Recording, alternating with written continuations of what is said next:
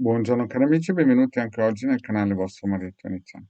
Oggi, da come avete visto a mascherina, parleremo del simbolo o del circuito radionico di Plutone. Plutone che è un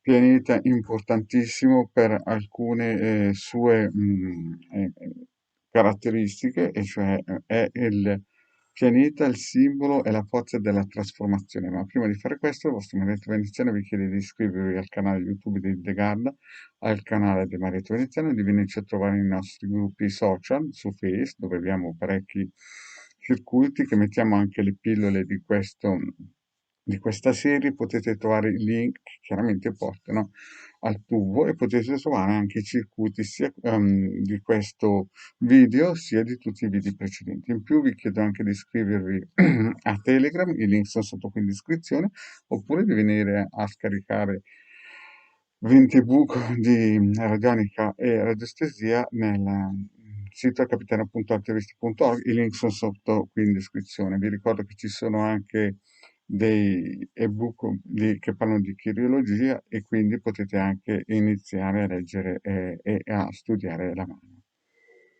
Poi abbiamo, come si suol dire, nel sito capitano.artivisti.org anche una sezione shop per più esigenti, per quelle persone che chiaramente vogliono acquistare dei servizi importanti, tipo pulizia del campo astrale, vibrazionale, eterico, ciondolotti, oppure anche altri servizi tipo riti propiziatori.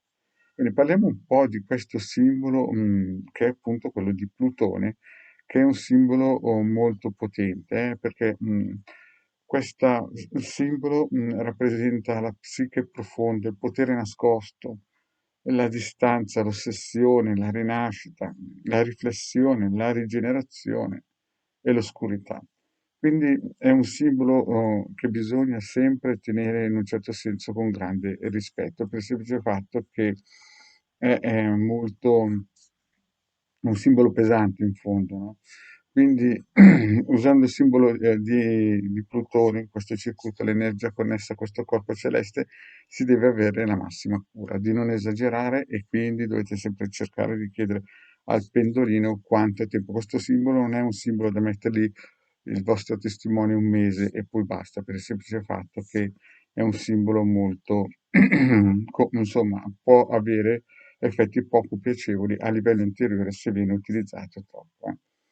La storia di Plutone è ormai risaputa. Lui era, nella mitologia, era un figlio di Saturno, e praticamente veniva mangiato prima di nascere, quindi di conseguenza, grazie a Giove che li ha liberati tutti, praticamente non riusciva neanche a nascere, quindi entrava nella profondità.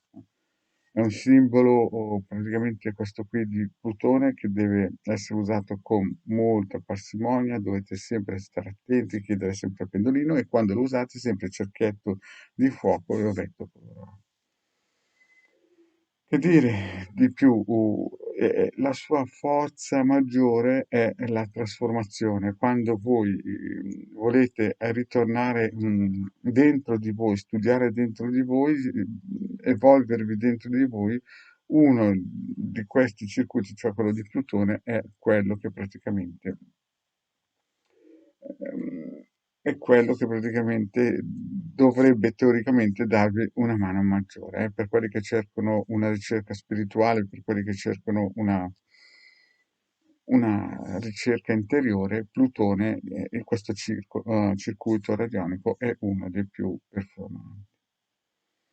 E vi ripeto, chiedete sempre al pendolino, e questo qui è proprio un circuito che non deve essere usato più di un mese, è uno di quei circuiti da stare molto attenti.